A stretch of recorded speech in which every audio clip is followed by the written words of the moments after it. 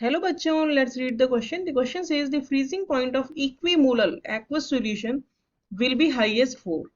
Option A C6H5 NH3 plus Cl negative. Option B CaNO3 whole twice. Option C LaNO3 whole thrice.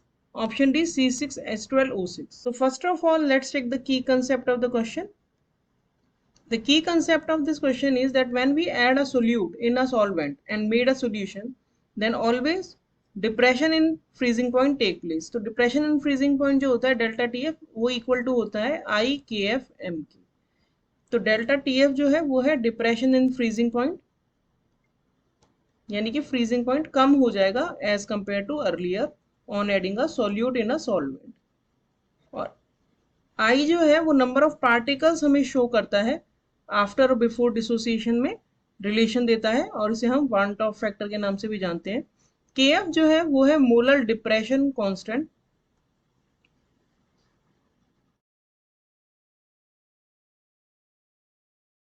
और M जो है वो है concentration in molality. तो अब अगर हम इसका सॉल्यूशन देखें क्वेश्चन का, तो हमें क्या क्या चीजें सेम दी हैं. हमें बोला है एम जो है वो सेम है, इक्विमोलल है, तो सारे ही सॉल्वेंट सारे ही सॉल्यूशंस के लिए एम की वैल्यू सेम है. और एक्वस सॉल्यूशन है, तो एक्वस सॉल्यूशन है तो के एफ भी सबके लिए सेम होगा, क्योंकि के एफ जो है वो प्रॉपर्टी होती है सॉल्वेंट की और कांस्टेंट होता है. तो के एफ सेम हो गया, तो यानी कि डेल्टा टी एफ जो है वो प्रोपोर्शनल हो गया आई के, यानी कि नंबर ऑफ पार्टिकल्स के. तो जैसे जैसे आई इंक्रीज होगा वैसे वैसे डिप्रेशन इन फ्रीजिंग पॉइंट भी इंक्रीज होगा और फ्रीजिंग पॉइंट डिक्रीज हो जाएगा. और हमसे क्वेश्चन में पूछा है हाईएस्ट फ्रीजिंग पॉइंट, तो हाईएस्ट फ्रीजिंग पॉइंट उसका होगा जिसके लिए आई की वैल्यू कम है.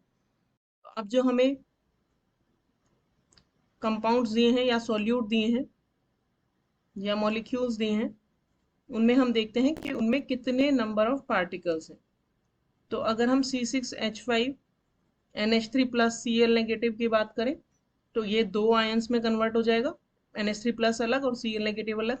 CaNO3 whole thrice whole twice की बात करें तो ये कैल्शियम 2 प्लस देगा और 2 देगा NO3 नेगेटिव. तो इसके पास नंबर ऑफ पार्टिकल्स 3 हो जाएंगे. के बाद अगर हम LaNO3 होल थ्राइस की बात करें तो ये जब डिसोसिएट होगा तो ये La3 plus plus 3NO3 negative बनाएगा, यानी कि इसके पास नंबर ऑफ पार्टिकल्स 4 होंगे.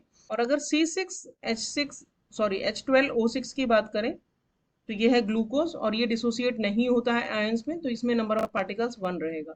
तो लोवेस्ट नंबर ऑफ पार्टिकल्स किसके पास है, वो है लोवेस्ट नंबर ऑफ पार्टिकल्स है हमारा C6H12O6 के पास. तो ये नो, तो आई अगर हमारा कम है तो डेल्टा टी एफ भी लो होगा, और अगर डेल्टा टी एफ लो है तो फ्रीजिंग पॉइंट हाई होगा. तो हाईएस्ट फ्रीजिंग पॉइंट जो हमारा होगा वो होगा ग्लूकोज सॉल्यूशन का. तो हमारा करेक्ट ऑप्शन हो गया option D. Hope you understood the solution well. Thank you.